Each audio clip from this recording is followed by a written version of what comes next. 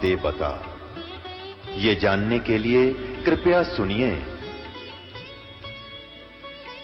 जगत गुरु तत्वदर्शी संत रामपाल जी महाराज के अमृत वचन सर्व पवित्र धर्मों के पवित्र शास्त्रों के आधार पर। अब देख लो पुण्यात्मा, ये विचार करिए, ये किसे जब श्री कृष्ण की ये स्थिति है जिसके पुजारी किसा समाधान बताते होंगे और उसे क्या लाभ होता होगा। एक बार तो कह दिया किसी ने घिसा घिसू कर डाल दो, ना रहेगा बांस ना बजेगी बांसुरी, हो गए निश्चिंत। और अब कह रहे हैं कि वो शराब फल रहा तुम्हारे ऊपर दुर्वासा का, अब उसका असर शुरू हो गया तुम्हारे पर। अब फिर हाथ जोड़ के खड़े हो गए, बोले बाले होते हैं गुसर डालो तो कि भगवान कोई समाधान बताओ कि ऐसा करो तुम सारे के सारे यादव नर मनुष्य और चाहे आज का नवजात शिशु भी क्यों ना हो, आज का जन्मा हुआ उसको भी नर हो, उसको लेकर उस प्रभास क्षेत्र में चले जाओ जहां तुमने कड़ा घसा कर चूरा चमना में डाला था। अब देखो जो चूरा डाला था कढ़ाई का वो बन गया घास तेज पत्तों का, ईंख की तरह, और तेज पत्ते में से तलवार कैसे हो गए। अब क्या बताया कि वहां जाओ तुम उस प्रभास क्षेत्र में और वहां सारे स्नान करके आओ जमुना में, तुम्हारा साप नाश हो जाएगा। अब गुरु जी ने बता दिया, सारे खुश हो गए। छोटे बच्चे जो उस दिन पैदा हुए थे उसने भी ले लेकर लड़कों को, और सारे नर यादव चल पड़े वहां जा इकट्ठे हुए। पहले तो जाते नहावे स्नान करें और फिर बाहर आते लट्ठम लट्ठा, आंख बड़े थी पहले से ही, वो घास निकाल कर मारे, वो तलवार का काम करे, कत्लेआम मच गया। 56 करोड़ यादव कट कर मर गए। अब बच गए श्री कृष्ण। श्री कृष्ण द्वारका छोड़कर जंगल में जा लौटे, एक वृक्ष के नीचे घुटने पर पैर रख कर ऐसे लेटे हुए थे, तलवार सामने था। श्री कृष्ण के पैर में एक पद्म था जो बहुत ज्यादा चमकता था, जैसे 100 वाट का बल्ब कहीं दिन में जग रहा हो वृक्ष के नीचे तो उसकी अलग से चमक दिखाई देती है, ऐसी चमक थी उसके पैर में, वो कुदरती था उनके पैर में। श्री कृष्ण जी एक वृक्ष के नीचे लेटा हुआ था, वृक्ष की जुर्मट नीचे टिकी हुई थी जमीन पर, और वो शिकारी जिसने वो कढ़ाई का एक कड़ा वो तीर बनवाया था उस दिन उससे ले रहा, ये तो विधि विधान होता है। अब उसने सारा दिन कोई शिकार मिला नहीं, उसने सोचा इस वृक्ष के नीचे रेस्ट करता हूँ, फिर देखूंगा आगे चल के। वृक्ष के निकट आया तो उसने देखा कोई वस्तु चमक रही है। उस वृक्ष की उस शाखाओं के अंदर से, जुर्मट के अंदर से दिखा तो उसने क्या आइडिया लाया कि ये मृग की आंख है हिरण की, और मैं इधर उधर से जाऊंगा यू भाग जाएगा, तेरे हाथ में लकड़ेगा। निशाना साध गया, उससे उसमें ठोक दिया तीर और जहर से बुझा हुआ श्री कृष्ण जी के तालवे में लग गया। श्री कृष्ण जी चिल्लाए, मर गया रे मर गया रे। अब उसने सोचा शिकारी ने कोई मानस मर गया तो जुल्म हो गया तेरे से। वो भाग कर आया जल्दी से, क्या देखा कि मुकुट समेत ये तो राजा मर गए। अब तेरा क्या होगा, रो और बुरा हाल कर दिया, हे महाराज मेरे से गलती बन गई है महाराज, मैं जानकर नहीं मारा, मैंने तो ऐसे ऐसे आपके पैर में चमक देखी, ये सोचा ये मृग है, मृग जानकर मारा दाता, आप तो समर्थ हैं, कुछ भी सजा दो। तब श्री कृष्ण जी बोले, अब काल के हाथ में बुद्धि वह कर दिया उन इसकी कि भाई तने अनजाने में नहीं मारा, ये तेरा और मेरा कोई बदला था पिछले जन्म का, आज मैं चुका दिया तेरा। तो उसने कहा, शिकारी ने, वो बालिया नाम था उस समय भी उसका, उस बालिया झीमर ने कहा कि भगवान आपका और मेरा के बदला हो सके कि त्रेता युग में आप सुग्रीव के भाई बाली थे और मैं रामचंद्र था भाई, उसमें मैंने भी ऐसे धोखे से तुझे मारा था, आज तूने वो बदला ले लिया। और एक काम करे, वहाँ कोई नहीं रह रहा, उसमें नगरी में कोई नहीं बचा है, किसी के माध्यम से मेरा संदेशा भिजवा दे पांडवों तक, वो आ जाए एक बार संभालने, इन लड़कियों औरतों को ले जाए यहाँ से। अब उसने जैसे तैसे संदेशा भिजवाया या स्वयं गया तो सारे 5 पांडव आ गए। जब श्री कृष्ण जी अंतिम सांस गिने थे उन सभी पांडवों से शिक्षा देने लगे कि हमारा तो अंत आ लिया, अब मैं जा रहा हूँ और कोई नर या दो बचा नहीं है, जितनी भी औरतें लेडीज हैं इन सब को तुम वहाँ ले जाओ, यहाँ के भील भ्याल लोग इन्हें तंग करेंगे, इनकी बेइज्जती करेंगे, तुम इनको वहाँ ले जाओ, इनको सुरक्षित रखना। तो उन्होंने कहा महाराज ठीक है।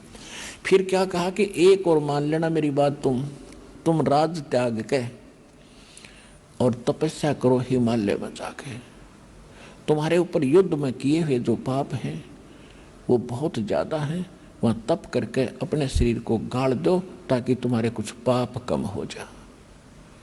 अब उस समय अर्जुन पर रहा नहीं गया। अर्जुन बोला भगवान वैसे तो आज आप ऐसी स्थिति में हैं कि मुझे कोई प्रश्न करना नहीं चाहिए, बहुत बड़ा कहर टूट रहा है आपके ऊपर, लेकिन यदि मैं इस शंका का समाधान नहीं चाहूँगा तो मैं मर भी नहीं सकूँगा, ढंग से जी भी नहीं सकूँगा। तो श्री कृष्ण ने पूछा बोल भाई पूछ ले, क्या पूछेगा? मैं सारी सच्ची बताऊँगा, अब तो मैं सांस अंतिम गिन रहा हूँ। अर्जुन ने कहा भगवान जब युद्ध महाभारत का युद्ध होने जा रहा था, मैं नाटू था, आप हंगा कर रहे थे, आप जोर जबरदस्ती करके युद्ध करवा रहे थे। आपने यहाँ तक कहा था कि अर्जुन तू युद्ध कर ले, तुम पर पाप नहीं लगेंगे। जब भाई युधिष्ठिर को बुरे बुरे स्वप्न आने लगे और आपके पास आए, आपने कहा तुमने जो पाप करे थे ना युद्ध में, बंदूकघात करी थी, वो पाप दुखी कर रहा है।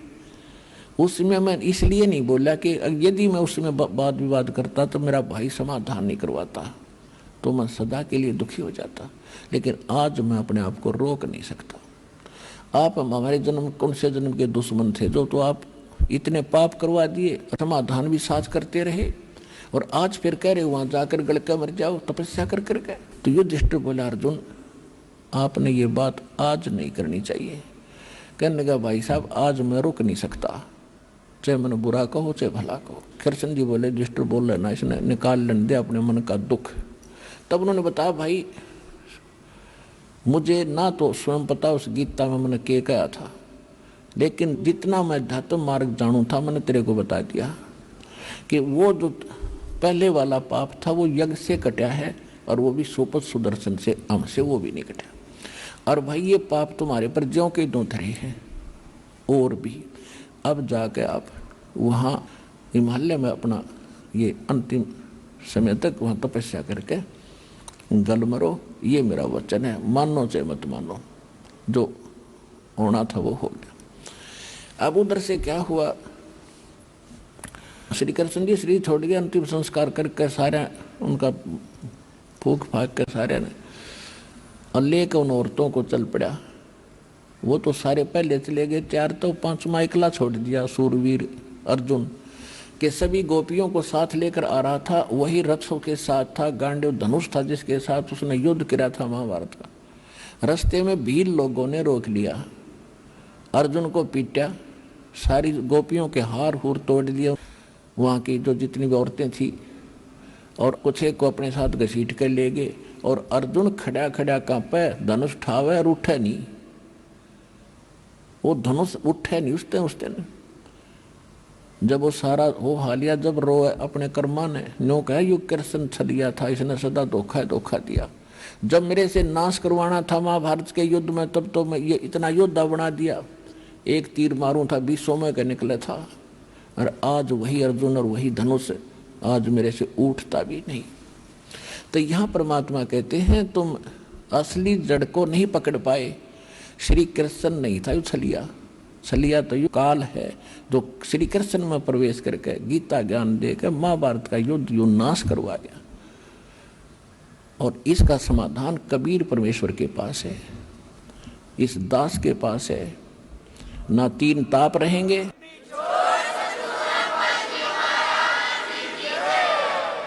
सूक्ष्म वेद में कहा है, इस ऋषियों को लताड़ा है परमात्मा ने। दुर्वासा को पे तहा समझन आई नीच, 56 करोड़ यादव कटे वहां मची रुद्र की कीचे। कहते हैं उन बच्चा ने थोड़ा सा मजाक कर दिया और उस दुष्ट दुर्वासा ने इतना बुरा श्राप दिया करते हैं, तो राक्षस है, कसाई है, ये कोई संत है? कहते दुर्वासा कोपे तहा, कोपे माने क्रोधित हुए, और समझन आई नीच, उस नीच आत्मा ने यह भी नहीं सोचा तू क्या श्राप देने चाह रहा है, क्या जुल्म होगा।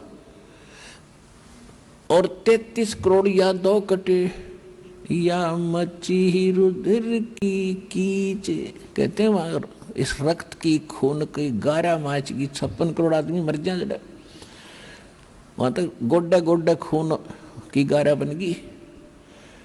और इनको हम ऋषि और महर्षि को बड़ा पहुंचे हुए थे, खाक पहुंचे हुए थे। और उसी प्रकार चुनक ऋषि ने 72 करोड़ सेना का नाश कर दिया, मानधाता चक्रवर्ती राजा की। उसके विषय में परमात्मा कहते हैं 72 अक्षौणी खा गया वो चुनक ऋषि सुअर एक, ये दे धारे जोरा फिरे भाई सभी काल के वेख। कहते 56 करोड़ का नाश कर दिया चुनक ऋषि स्वर, ऋषियों में श्रेष्ठ ऋषि वर, और उससे ऋषि स्वर, उसके ये लक्षण है। 56 करोड़ का नाश कर दिया, ये दे धारे जोरा फिरे या चलती फिरती मौत है, ये ऋषि नहीं थे। ये सभी काल के भेख जो यहाँ तक के साथ रहते उनकी ये स्थिति है। न इनसे कोई 3 ताप कट सकते, 3 ताप पैदा कर सकते, ये नाश नहीं कर सकते। अच्छा, श्री कृष्ण जी विष्णु जी थे, श्री कृष्ण इज विष्णु, और वो अपना पाप नाश नहीं कर सके, पुजारियों का क्या करेंगे जिसके सामने पूरा बच्चे पोते पड़पोते रिश्तेदार मर जा, और अगर वो समर्थ होता तो क्या उनकी रक्षा नहीं करता? वो समर्थ नहीं था। ये कर्म के बंधन से सभी बंधे हुए हैं। तुम कौन राम का जपते जापम, तात कट नयते नो तापम, समर्थ का शरणाग हो रंग होरी हो, भाई कदे न हो ए काज राम रंग होरी हो। कबीर परमेश्वर की समर्थ की शरण में आओ, सदा सुखी रहोगे और थारे सारे पाप कटेंगे, मोक्ष मिलेगा। बोलो सतगुरुदेव।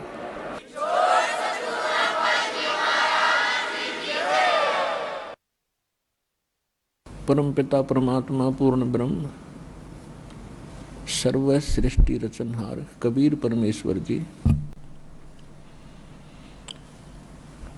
अपनी प्यारी आत्माओं को यथार्थ ज्ञान देने के लिए वे स्वयं ही आते हैं, अपने सतलोक से चलकर आते हैं, और वो गुरु की भूमिका निभाते हैं। क्योंकि यदि पृथ्वी पर गुरु होते तो परमात्मा को आने की आवश्यकता नहीं थी। पृथ्वी पर गुरु नहीं थे, ये लिटिल नॉलेज वाले गुरु थे, नीम हकीम थे। इन्होंने न तो अपने सदग्रंथों को समझा, इनके पास वो साधना भी नहीं थी जिससे ये कोई अनुभव ठीक कर सके परमात्मा के विषय में। इसलिए गुरु रूप में परमात्मा स्वयं ही आते हैं, और वो अपनी महिमा भी बताने की चेष्टा करते हैं कि मैं परमात्मा हूँ, लेकिन वो हमारे गले नहीं उतरती, क्योंकि हमने जो ज्ञान सुना होता है वो अज्ञान होता है। हम परमात्मा को निराकार मान बैठे होते हैं, और जिससे भी हम सुनते हैं या कोई उन ऋषि महर्षियों के अनुभव को हम पढ़ते थे, तो सभी ने अंत में एक निष्कर्ष दे रखा था कि परमात्मा तो निराकार है, उसको देखा नहीं जा सकता, केवल परमात्मा का प्रकाश ही हम देख सकते हैं। तो विद्यार्थी की इतनी अकल नहीं होती, इतनी बुद्धि काम नहीं करती कि वो टीचर के व्याख्यान पर कुछ टिप्पणी कर सके। यानी श्रोता जो होते हैं वो जिनको गुरु मान बैठे हैं, उनके द्वारा दिए गए प्रवचनों पर वो अविश्वास कभी नहीं करते। ये स्वभाव होता है, और अविश्वास करने का उनके पास कोई पैमाना भी नहीं होता जिससे वो ये कह सकें कि नहीं गुरुजी आप ऐसे नहीं, ऐसा हमने पढ़ा है। तो जिस कारण से परमात्मा ने अपने आप को एक गुरु सतगुरु के रूप में ही अधिक पेश किया। यदि गुरु होते तो वो गुरु रूप में आए परमात्मा ही होते हैं। तो यहाँ परमात्मा इसलिए कह रहे हैं कि गुरु गोविंद दोनों खड़े और किसके लागू पाए, बलिहारी गुरु आपना जिन गोविंद जो मिलाए। यानी गुरु रूप में परमात्मा ही हो सकते हैं, और बाकी जो गुरु हैं वो तो अलग बात है। कोई मोटरसाइकिल चलाना सिखा देता वो उसका गुरु हो गया, कोई गाड़ी चलाना सिखा देता उसका गुरु हो गया, माताएं अपने बेटियों को रोटी पाना सिखा दी वह उनकी गुरु होगी। तो ये गुरु अलग हैं, और अध्यात्म जो गुरु है रियल में हमारा वो गुरु है। तो अध्यात्म ज्ञान यहाँ नहीं था, और जो सदग्रंथ थे उनको हमारे गुरु जो बने हुए थे या नकली वो समझ नहीं सके, इसलिए परमात्मा स्वयं आते हैं। और फिर वो कहते हैं कि गुरु गोविंद दोनों खड़े, अब किसके लागू पाए, बलिहारी गुरु आपना जिन गोविंद यो मिलाए। तो वो कहते हैं गुरु को, गोविंद को छोड़कर हम गुरु को ही महत्व देंगे। तो गुरु परमात्मा ही हो सकते हैं, बाकी गुरु सभी अपने अपने सत्र के हैं, वो उनका अलग काम है। और जो अध्यात्म मार्ग में ज्ञान दे रहे हैं वो गुरु हैं ही नहीं, वो तो नकली हैं सारे। क्योंकि परमात्मा जो ज्ञान देता है, परमात्मा ने ज्ञान दिया वेदों का, परमात्मा ने ज्ञान दिया गीता का, यानी गीता में जो ज्ञान है वो परमात्मा वाला ही है, जो परमेश्वर ने इस ब्रह्म के अंदर फीड किया था, और वो वेद जो के तो बाहर निकले थे। उसके बाद गीता जी के अंदर जो इसने ज्ञान दिया है, ब्रह्म ने, ज्योत स्वरूपी निरंजन ने श्री कृष्ण जी में प्रवेश करके इस काल ने जो ज्ञान दिया, उसमें अधिकतर वेदों वाला ही ज्ञान है जो गॉड गिवन है, परमात्मा ने इसको दिया था। उसने कुछ अपनी अटकल इसमें साथ जोड़ी है, तो वो हमारे काम की नहीं है। बहुत सी ऐसी गीता जी के अंदर बहुत सा दो तरफा ज्ञान है, जो वेदों से मेल खाता है गीता का ज्ञान वो ओके है, श्रेष्ठ है, और 90% गीता का ज्ञान वेदों से मेल खाता है। तो कहने का भाव ये है कि जो गुरु हैं वो आज तक ना वेदों को समझ सके, ना गीता को समझ सके, हमारे जो धर्म गुरु थे, और न ही पवित्र इन पुराणों को समझ सके। तो इस कारण से परमात्मा स्वयं आते हैं और वो ही गुरु होते हैं, और जो गुरु हैं ही नहीं, नाम बेशक गुरु का उन्होंने रखा हुआ, और हमने बेशक उनको गुरु मान रखा है, वो गुरु नहीं थे। तो यहाँ परमात्मा ही आकर हमें ज्ञान बता रहे हैं। सतगुरु के उपदेश का लाया एक विचारे, जय सतगुरु मिलते नहीं तो जाते नरक द्वार।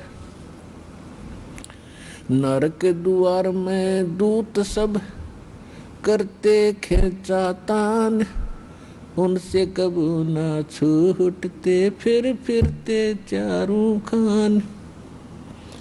कबीर चार खानी में भरमते कबू न लगते पार, सो फेरा सब मिट गया मेरे सतगुरु के उपकार।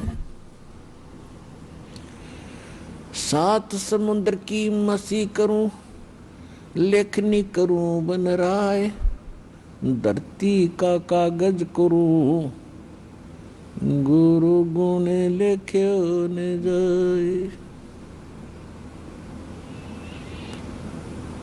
कबीर राम कृष्ण से कौन बड़ो, उन्हों भी गुरु कीन, तीन लोक के वे धनी, गुरु अग अधीन। परमात्मा ने अध्यात्म मार्ग के अंदर प्रथम जो कड़ी है वो गुरु बताया है। और गुरु के बिना जो साधना करते हैं, मनमुखी साधना करते, वो साधना नहीं है, उनका व्यर्थ प्रयत्न है। इसलिए गुरु बिन माला फेरते, गुरु बिन देते दान, गुरु बिन दोनों निष्फल हैं, से पूछो वेद पुराण। गर्भ योगेश्वर गुरु बिना, लाग्या हर की सेव, कहें कबीर बैकुंठ से, वो फेर दिया सुखदेव। राजा जनक गुरु किए, फिर कीनी हर की सेव, कहें कबीर बैकुंठ को, चले गए सुखदेव। गुरु की महिमा बताते हुए परमात्मा कह रहे हैं कि सुखदेव नाम के ऋषि को गर्भ में ही, मां के गर्भ में ज्ञान हो गया था कि मनुष्य जीवन केवल परमात्मा प्राप्ति के लिए ही प्राप्त होता है, और हम बाहर आकर के अपने मूल उद्देश्य को भूलकर केवल सांसारिक जोड़ तोड़ में, इन कोठी बंगले के बनानों में ही अपना जीवन नष्ट करके और एक हारे हुए जुहारी की तरह हाथ मसलते हुए चले जाते हैं। जब हम ये संसार छोड़कर चलते हैं तब हमें सब पता लग जाता है कि हमसे भारी भूल हुई है। हमने वो काम तो किया ही नहीं जो मनुष्य जीवन का करना था। ये तो पक्षियों जैसे ही काम किए और उसी में सारा जीवन नष्ट करके और फूले फिरते रहे। फिर ये वहां जाके रोता है जीव धर्मराज के सामने खड़ा होकर के, जहां इसका न्याय किया जाता है, इसका हिसाब होता है। तो बहुत रोता है, बहुत पछताता है, इसको पश्चाताप करता है। फिर इसको सब बातें याद आती हैं कि जब तू मानव शरीर प्राप्त करके यहाँ से गया था, कितना शुक्र मनाया था भगवान का, और क्या क्या प्रॉमिस किया था भगवान, भक्ति गणी करूँगा और पेट गुजारा तो आपने ही देना है दाता। तो उस समय उसको याद आती हैं वो बातें। पौ फाटी पगरा भया, जागी जिया जून, सबका हो को देत है वो चोट समाना चून। सभी प्राणियों का, जितने भी ब्रह्मांडों के अंदर जितने प्राणी हैं, सबका वो परमात्मा पालन करता है और सभी की उसको चिंता है। क्योंकि माँ के गर्भ में जब ये बालक होता है उस समय ना माता सहाय कर सकती है, ना को पिता का सहयोग वहाँ काम कर सकता है। तो वहाँ पालन कौन करता आपका, वहाँ आपका सुरक्षा करने वाला कौन था? तो वहाँ भी उस परमेश्वर ने ही आपकी सुरक्षा की, आपका पोषण किया। ते जुगाड़ कुछ भी जोड़ा उसने, कोई तरीका बनाया, माँ की नाभि से आपकी नाभि जोड़ दी और आपका शरीर पुष्ट हुआ। और माँ के गर्भ में आप बहुत दुखी होते हो, ऊपर को पैर होते हैं, नीचे को सिर होता है, और बाहर आके आप भगवान भूल जाते हो। कबीर साहब कहते हैं, दुख में सुमरण सब करे, सुख मुकुर ना कोय, जय सुख में सुमरण करो, तो दुख कहे को होए। परमात्मा याद दिलाते हैं कि जब तुम पर आपत्ति आ जाती है तब तो भगवान दिखाई देता है, और जब तक तुम्हारे पूर्व जन्म के संस्कार ठीक होते हैं, आपके पुण्य चलते हैं और आप अपने आप को सुखी महसूस करते हैं। वैसे तो यहाँ सुख है नहीं, हम झूठे सुख कोई सुख मान बैठे। कबीर साहब कहते हैं, झूठे सुख को सुख है ये मान रहा मनमोद, ये सकल चबीना काल का कुछ मुख में कुछ गोद। फिर भी जब तक हम सुखी महसूस करते हैं तो भगवान से कोसों दूर रहते हैं। और भगवान की पूजा कैसी करते हैं? महीने 2 महीने 6 महीने में कभी इष्ट धाम पर मत्था टेक आए, शुक्रवार मंगलवार को प्रसाद बांट दिया, किसी दिन व्रत रख लिया, और अधिक लोग वर्तमान में तो नास्तिक ही हो चुके हैं, क्योंकि समय पर टूक मिल रहा है, अच्छी व्यवस्था होगी है, शिक्षा होगी है, अच्छी पोस्ट होगी है, खूब परमात्मा ने बुद्धि दे दी, अपने बच्चों को इन्होंने ट्यूबवेल लगा लिए हैं, नहरें अच्छी बना ली हैं, बढ़िया आहार समय पर मिलने लगा। अब भगवान से कोसों दूर हो गए और भूल गए उन दुखों को। परमात्मा कहते हैं इसे सुख के आग लगे जो भगवान ते दूर करे। परमात्मा कहते हैं सुख के माथे पत्थर पड़ो जो नाम हृदय ते जावे, और बलिहारी व दुख के जो पल पल नाम रटावे। पुराने समय में हमारे पूर्वज बताया करते थे बुजुर्ग कि वर्षा ना होती थी, भगवान को याद किया करते थे, कोई भी दुख आता था भगवान को बैठकर याद करते थे, हमारी आपदाएं टला करती थी। और अब भगवान 100 कोस दूर हो गया, अब तो बिजली याद रहती है, बिजली ना ही ट्यूबवेल चलाऊं वो भगवान याद नहीं आता। तो परमात्मा कहते ऐसा सुख बाढ़ में पड़ो जिससे भगवान की भूल पड़े। तो सत्संग में आने से फिर हमें याद होता है कि भगवान की कितनी आवश्यकता है। तो सत्संग में आने से फिर सुखी भी भगवान की भक्ति करेंगे। यदि दुखी व्यक्ति भक्ति करते हैं तो सुख देता है परमात्मा, उसका गुण है। और यदि सुख में ही भक्ति करते रहें तो दुख है ना हो। और मूल काम मनुष्य जीवन का भक्ति ही करना था, वो हम भूल चुके थे। तो इसका ज्ञान संत और परमात्मा ही दिलाते हैं, सतगुरु दिलाते हैं। सतगुरु का बहुत अभाव हो गया और सत्संग सुन सुन कर इंसान बहरे हो गए। ये नकली संतों के अटपट खटिन, उनको बात का पता नहीं, कोई कख इनको पास नहीं। श्रद्धालु उनके ऊपर ड्योट होकर के समर्पित होकर के अपना जीवन नाश कर गए। इतना बिगाड़ दिया धार्मिक इस मार्ग को, अब सेट करना दास के लिए कितना कठिन हो रहा है। इतने टीवी चैनल चलते हैं, सब पर कोरी बकवाद घड़ी जाती है इन संतों के द्वारा, कख भी पता नहीं, और सब सुन सुन कर बहरे हो लिए और उनको फाइनल मान चुके। तो इसका अब धीरे धीरे निवारण होगा इस संकट का। और सभी शिक्षित है, देख रहा दास के इतना विपरीत मार्ग है समाज के और पूर्व ज्ञान के, और उसके बाद भी कितनी सफलता मिली है, क्योंकि इसमें सत्यता घनी है और सत्य को कोई मिटा नहीं सकता। वो अपना स्थान बनाया करती है लेकिन उसकी स्पीड स्लो होती है। भले ही धीरे धीरे चलेगा लेकिन ये सफल होगा और एक दिन पूरा विश्व इस ज्ञान को और इस भगवान को स्वीकार करेगा और उद्धार होगा, सुखी होंगे।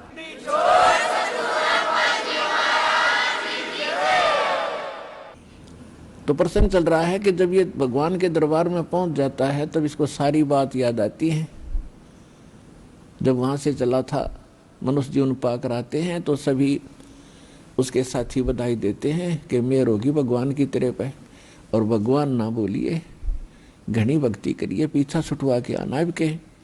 तो वहां से हम भी बहुत खुश होते हैं कि परमात्मा अब को और काम मैं नहीं करूं, आपको याद करूंगा, और आप जो मस्तिष्क में लिखा वो तो आप देते ही देते हो। ये तो विधान है भगवान का। और पेट गुजारे के लिए आवश्यक काम करूंगा, बाकी समय में आपको याद करूंगा। तो यहाँ आने के बाद इसको इतनी भूल गिर देता है ये काल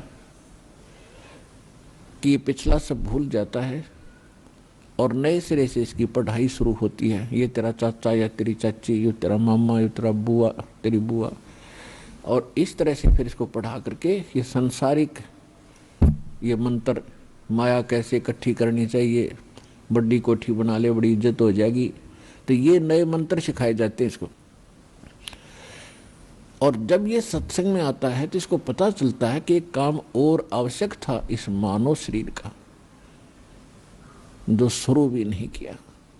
तो वहां से परमात्मा के दरबार में जब ये जाता है, इसको सारी बात याद आती है और फिर ये हाथ जोड़ता है धर्मराज के सामने कि हे महाराज, एक मनुष्य जीवन और दे दो, अब के कति नहीं बोलूंगा। धर्मराज फिर उसकी पिछली हिस्ट्री चालू कर देता है। असंख्य जन्म हो गए, हमने मानव शरीर प्राप्त किया, इनमें बकवादों में खोया, और वहां जाके फिर इनमें रोया। तो वो उसकी थोड़ी सी क्लिप दिखा देता है कि ले तू तो झूठा बहुत है, और पहले भी ऐसे प्रॉमिस तूने किए थे, एक पूरा नहीं किया। उसकी पिछली फिल्म चला देता, देख इस जन्म में मनुष्य जीवन मिला, क्या कह रहा है तू और क्या कर रहा है जाके नीचे, और आके फिर क्या कह रहा है, एक जन्म और दे दो, फिर दूसरा, फिर तीसरा। 1 मिनट के अंदर उसको हजारों मनुष्य जन्म दिखा देता है कि गधे तू ऐसी बकवास करता है, यहाँ अगर तेरी समझ में आ जाती है, वहां तू सुनता नहीं, भाग यहां से। उसको गधे की योनि में ठोक दिया जाता है। तो पुण्यात्माओं, ये गॉड गिवन स्पिरिचुअल नॉलेज है। अब वो शंका भी समाप्त होगी है, कोई यूं कहे किसने देखा है, भगवान ने बताया करके ये। और इसमें भी कोई यूं कहे कि किसने देखा देखी जाएगी, तो वो तो नालायक आदमी, पत्थर है, इंसान नहीं, वो शैतान है। कहते हैं जब माँ के गर्भ में तू रो रहा था, परमात्मा ने तेरी पुकार सुनी और ठीक ठाक तेरा शरीर बाहर कर दिया, और बाहर आके अब तू भूल गया।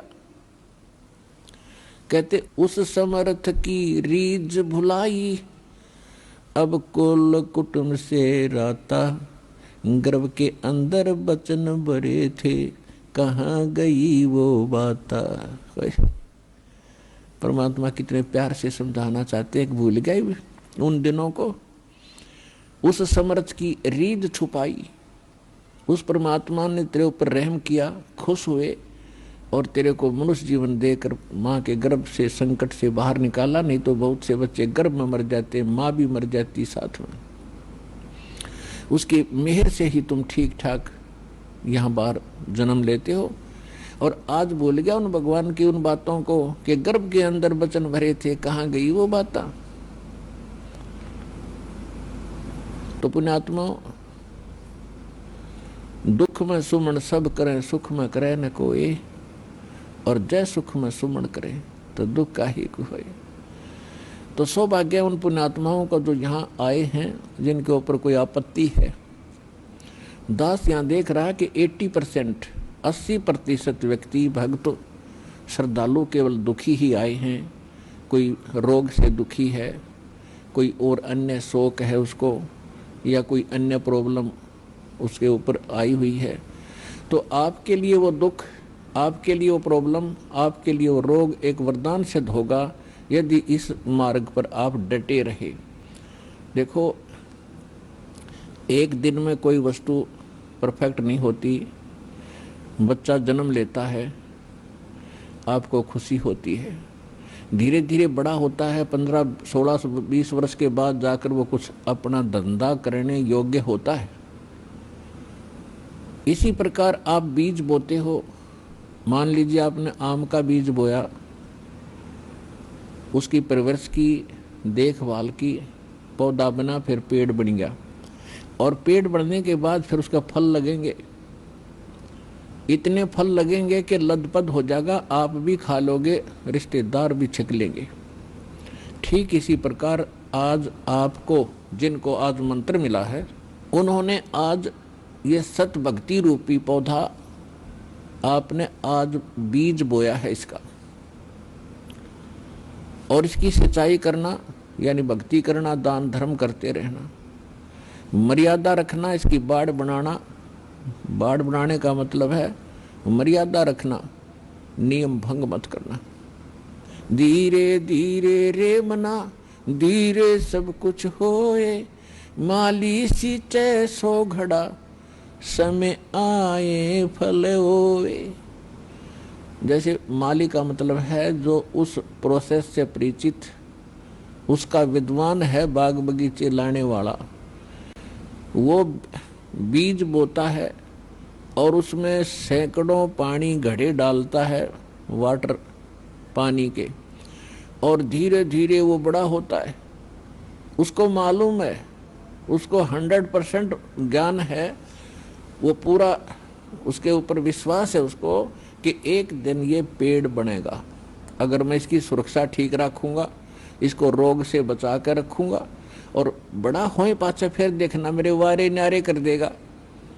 तो ठीक इसी प्रकार ये राम नाम का आज ये सच्चा बीज बोया है, आज तक तो आपको आम का नाम लेकर बबूल का बीज बुआ रखा था, और उस बबूल यानी किक्कर की डंडी की आप खूब सेवा भी कर रहे थे। तो बबूल कहता बबूला लगेंगे, आम नहीं लग सकते। भक्ति भी करते थे, ऋषि महर्षि भक्ति खूब करी, जीवन गाल दिए, राज भी त्याग कर भगवान के लिए जंगल में जा बैठे। लेकिन वो आम का पेड़ ना होने से, आम का बीज ना बोने से बबूल का बीज बो लिया, उनमें सिद्धियां आ गई। आन उपासना करते रहे, पूर्ण परमात्मा की भक्ति ना करके काल भगवान ब्रह्म या ब्रह्मा विष्णु महेश तक की भक्ति करके उन्होंने बबूल का बीज बो के बबूल ही प्राप्त किया। उदाहरण के लिए हिरण्यकशिपु ने ब्रह्मा जी की साधना करके बबूल का पेड़ बोया, और क्या मिला उसको? सिद्धियां आ गई। ये समझ बैठा कि मैं भगवान बन गया, और कैसा जीवन नाश हुआ उस व्यक्ति का।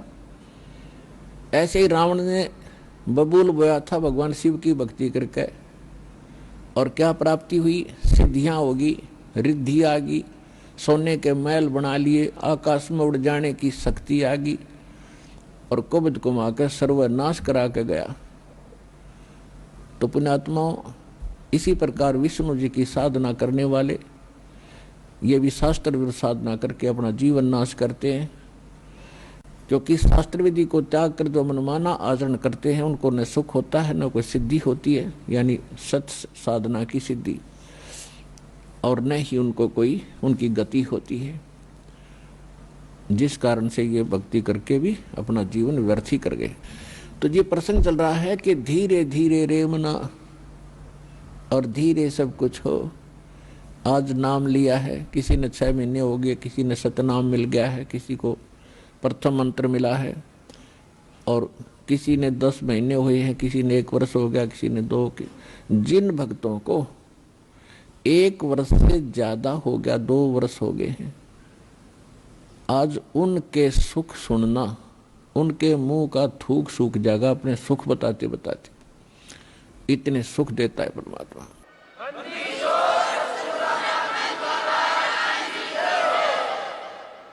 और कुछ अनजान कहते हैं जी मैं 4 बार आ लिया, गणिया कोई लाभ सा विशेष नहीं हुआ।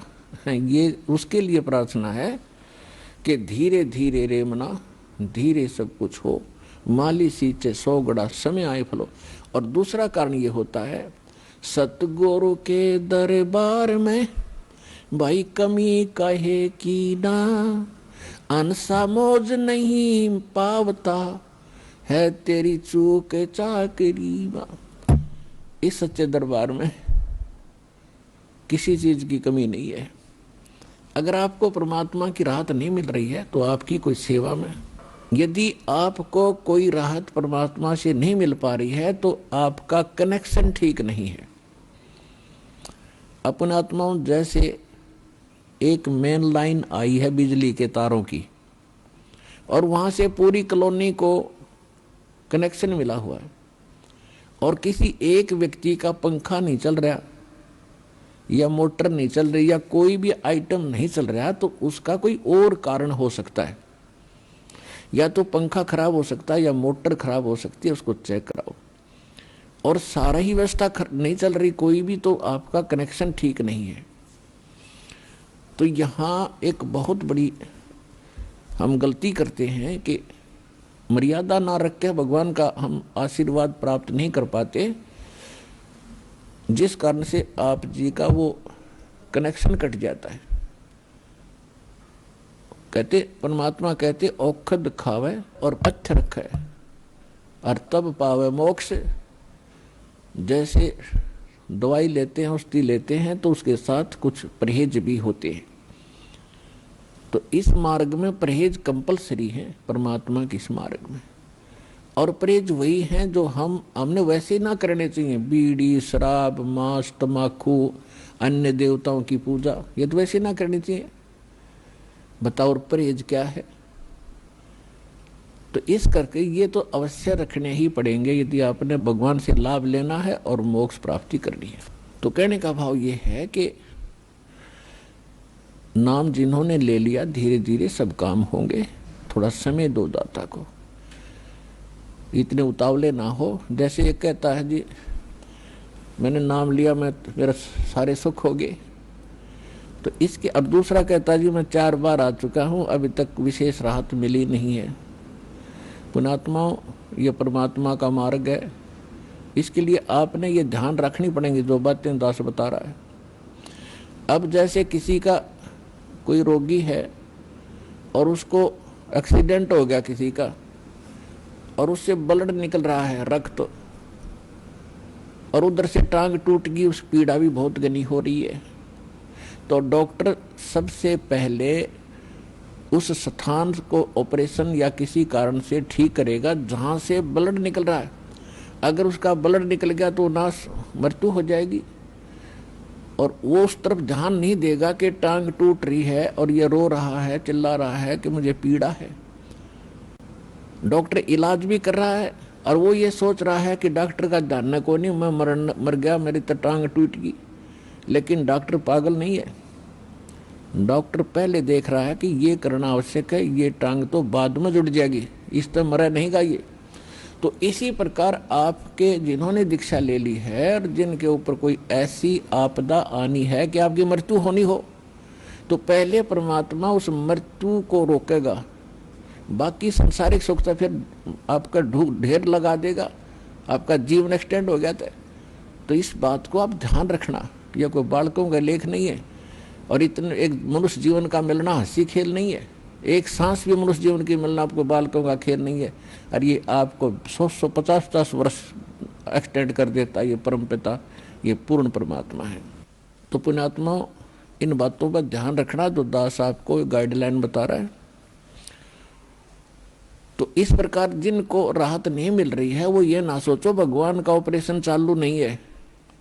आपके उन संकट निवारण के लिए परमात्मा उसी दिन सक्रिय हो जाता है जिस दिन आप इस ज्ञान को पढ़कर या ज्ञान को सुनकर और हृदय से पुकार लेते हो, परमात्मा हम आपके हो लिए, आपके बगैर मुझे कुछ दिखाई नहीं देता है। और कब बुलाओगे, उसी दिन से परमात्मा आपको अपना मान लेता है, क्योंकि ये आत्मा का साथी है, आत्मा इसका अंश है, चाहे वो किसी धर्म में है, चाहे किसी मजहब में है, या किसी प्राणी के शरीर में है, कुत्ते गधे सूअर के शरीर में है।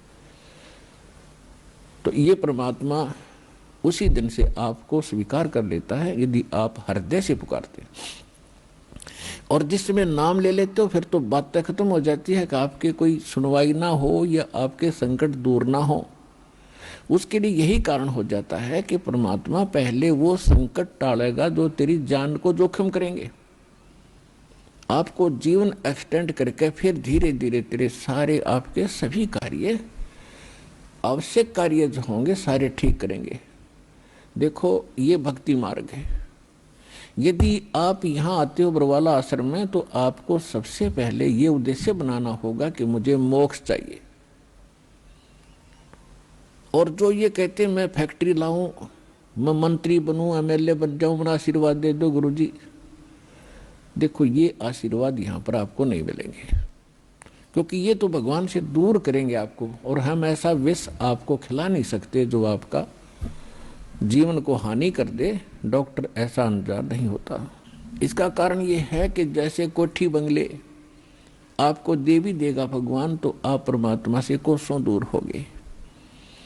और फिर क्या बताते हैं, सर्व सोने की लंका थी वो रावण से रणधीरम, एक पलक में राज विराजीव जम के पड़े जंजीरम। सारी सोने की लंका बख्श दी थी उसको, सारा लंका सोने की बनाए बैठा था। और उस समय तो कई हजार, 20-20, 30-30 हजार वर्ष की उम्र होती थी। तो उसने तो आपको सोचना कोई बड़ी बात नहीं थी, कभी ना मरूं, 30-40 हजार वर्ष जीऊंगा, क्योंकि सतयुग में लाख वर्ष की आयु होती है, और त्रेता में भी 67 के अंदर 40, 50, 30 और लास्ट में कम हो जाती है। तो रावण के मन में ये खरपतवार पैदा हो जाना क्या भी नहीं मरूंगा, ठाठ तो कोठी बना ली, दो कोई मंजिल की अटारियां बना रखी हैं। जैसे आजकल ये 20-20, 30-30 मंजिल के बनाते हैं मकान, वो तो 100-100 मंजिल के बनाए बैठा था, 200-200 के, इतना कुबद्दी था। और सारे सोने के, ईंट और गारा सोने की, लिपाई सोने की। और उसने भी ये सोच रखा था भी नहीं मरूं, ऐसा बक्कल उतरा, सह परिवार नष्ट हो गया। तो कहने का भाव ये है, परमात्मा कहते हैं कि क्या मांगो कुछ थिर न रहाई, ये देखत नैन चला जग जाई। 1 लख पूत 1.25 लाख नाती, उस रावण के दीवान बाती। परमात्मा कहते क्या मांगू, हमें बताते हैं कि क्या मांगोगे। रावण जितने धनी भी नहीं हो सकते, और ऐसे शक्तिशाली सिद्धि युक्त भी तुम नहीं हो सकते। और उसकी क्या दुर्गति हुई और क्या मांगना चाहिए परमात्मा से। भक्ति दान गुरु दीजियो, देवन के देवाओ। जन्म पाया भूलूं नहीं, करहूं पद सेवा हो। और फिर क्या मांगे, साईं इतना दीजियो, जा मैं कुटुंब समाए।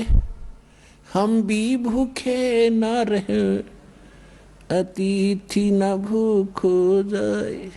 इससे अधिक मांगने की आवश्यकता नहीं भगवान से। अब परमात्मा ने सारा पता है कि इस बच्चे को क्या आवश्यकता है और कौन सा देना वस्तु देना अनिवार्य है, कौन सी वस्तु ये मांग रहा है, इसके लिए ये फायदेमंद है कि नहीं। जैसे डॉक्टर के ऑपरेशन यानी उपचार के अंदर रोगी ने अपनी नहीं चलानी चाहिए, डॉक्टर की ही चले। जब डॉक्टर होगा तो सही वो। और डॉक्टर के उपचार के अंदर बीच में कोई टांग अड़ाता है अपनी कि नहीं नहीं मत ऐसे कर दो ऐसे कर, तो वैसे करवा ले, लेकिन उसे लाभ कुछ नहीं होगा, वो रोग नहीं कटेगा।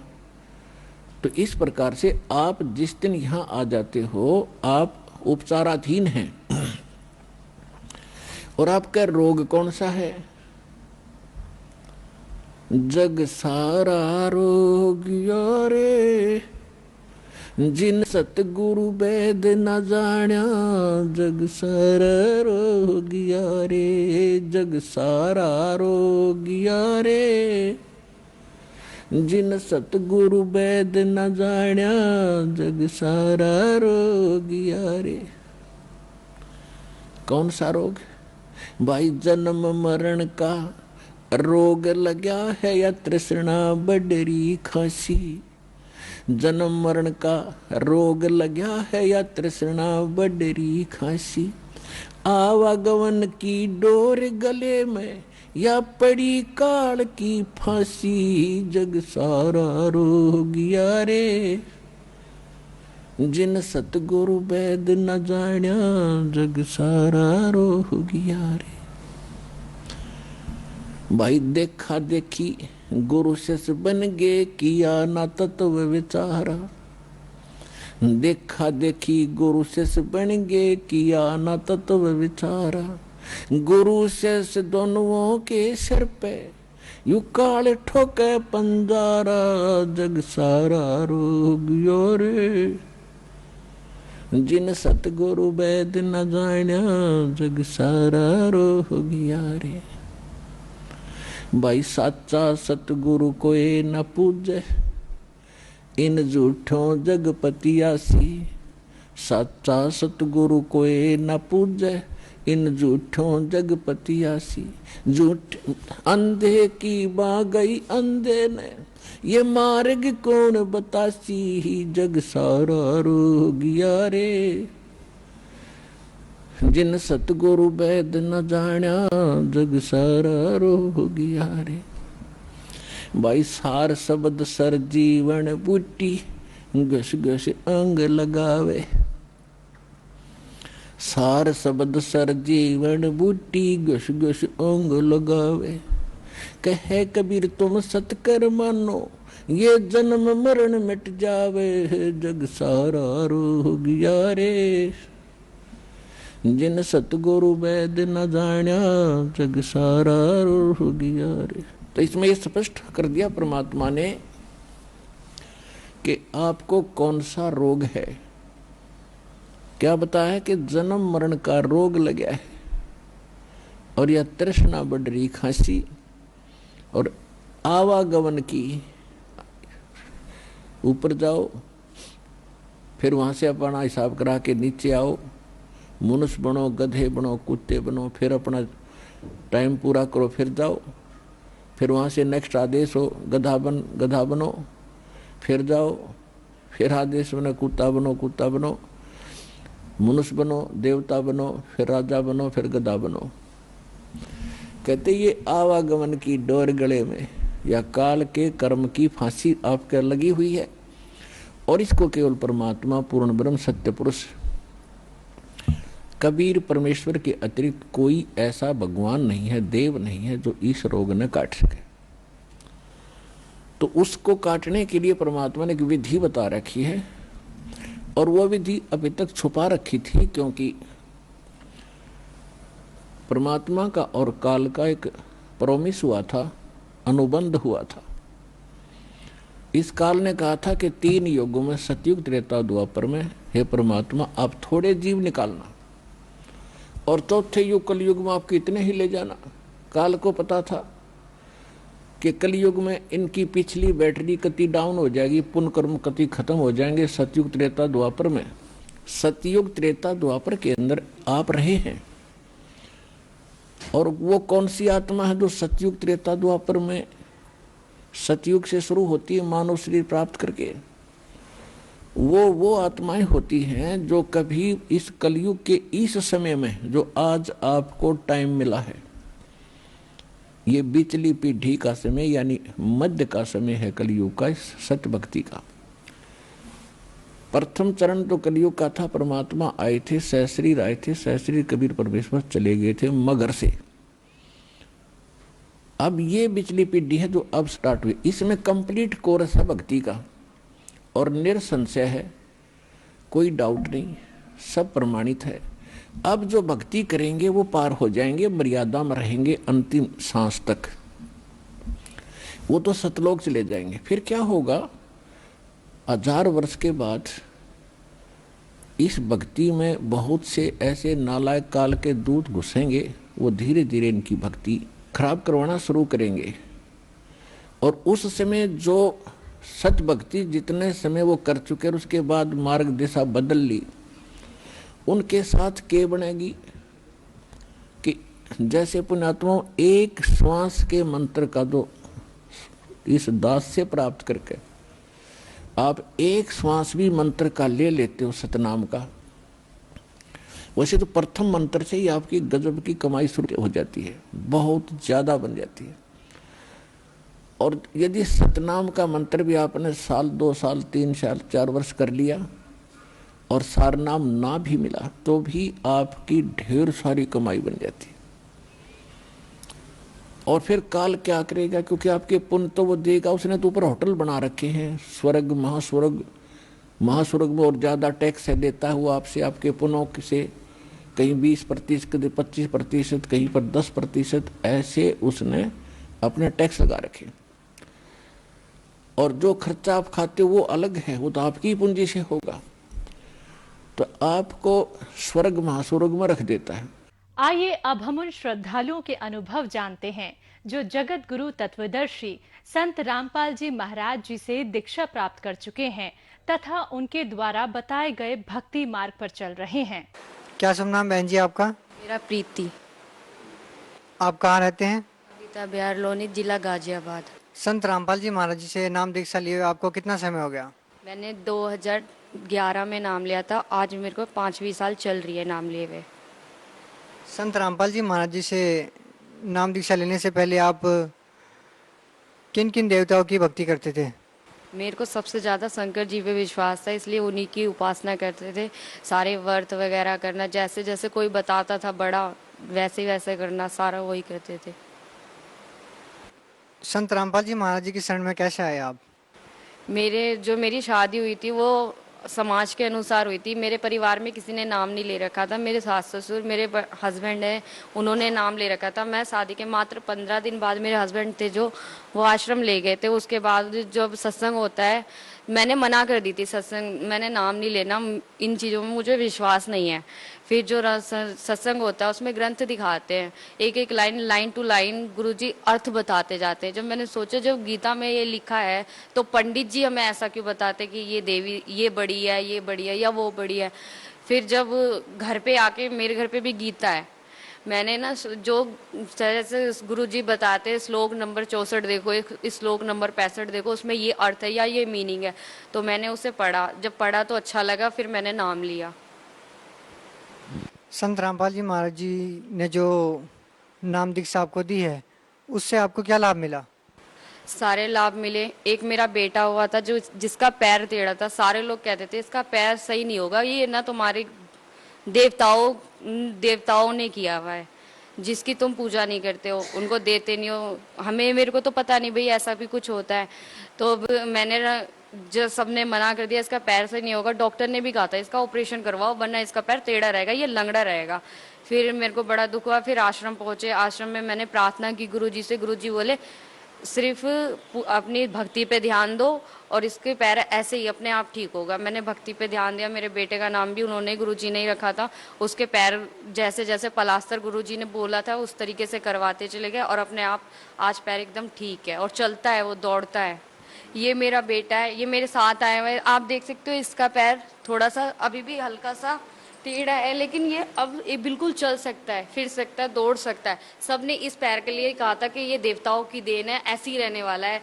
बहुतों ने बताया गोबर में खड़ा करके इसको राम राम जपो ये ठीक हो जाएगा, लेकिन ये मेरे को पता था ठीक नहीं होने वाला।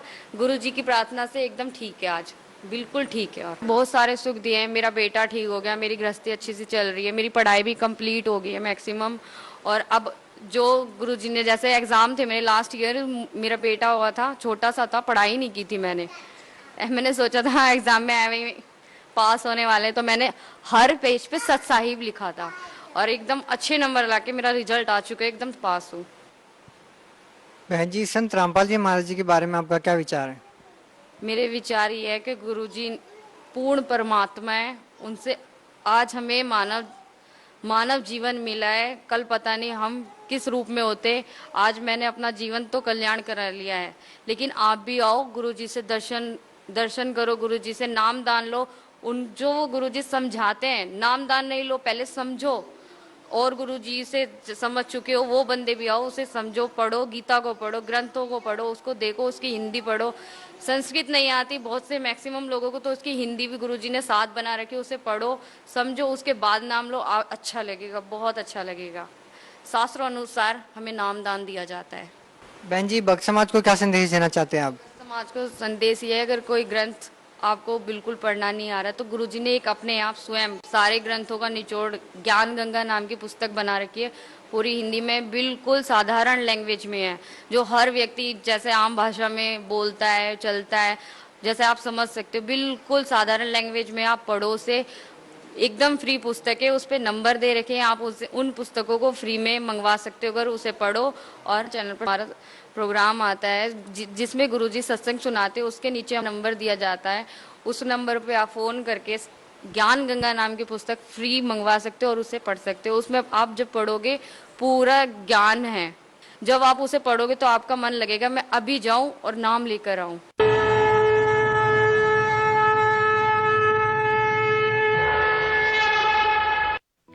आप सुन रहे थे जगत गुरु तत्वदर्शी संत रामपाल जी महाराज के मंगल प्रवचन। अधिक जानकारी के लिए संपर्क करें 8222880541 8222880542 8222880543 8222880544। हमारी वेबसाइट है www.jagatgururampalji.org।